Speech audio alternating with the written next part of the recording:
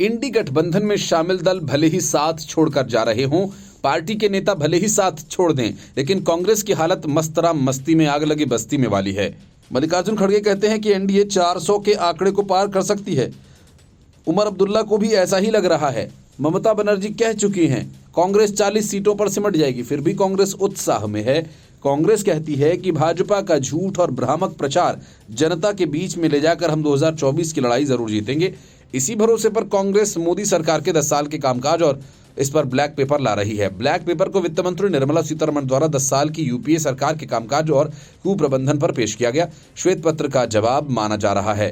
2019 के लोकसभा चुनाव में आचार्य प्रमोद कृष्णम रक्षा मंत्री राजनाथ सिंह के विरुद्ध चुनाव लड़े थे। उन्हें कांग्रेस के भीतर ही कुछ लोग मुख्यमंत्री योगी आदित्यनाथ के समानांतर देख रहे थे। खबर यह है कि आचार्य का मन डोल रहा है, इसलिए वे कल की धाम का निमंत्रण पत्र पीएम मोदी से लेकर स्मृति ईरानी तक को दे आए।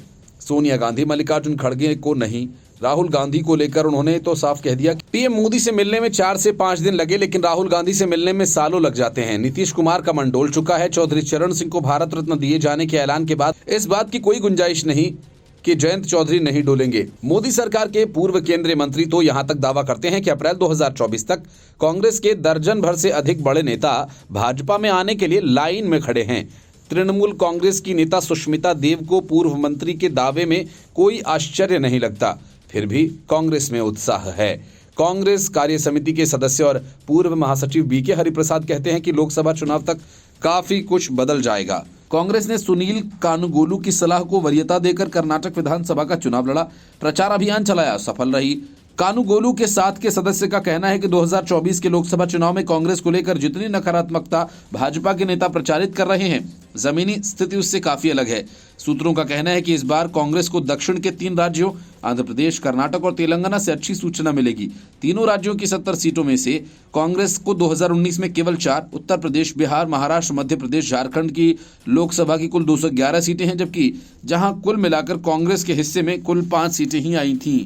देश के छोटे बड़े 16 राज्यों में कांग्रेस पार्टी का खाता भी नहीं खुला था। राहुल गांधी के सचिवालय के सदस्य कहते हैं कि 2019 के आम चुनाव में छोटे बड़े 9 राज्यों में भाजपा का भी खाता नहीं खुला था।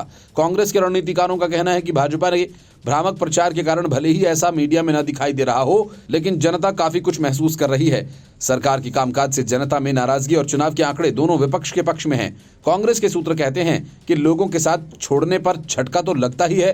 कांग्रेस पार्टी को छोड़ चुके एक पूर्व राज्यसभा सांसद का कहना है कि राजनीति में सब लोग बिना कारण ही पार्टी नहीं छोड़ते।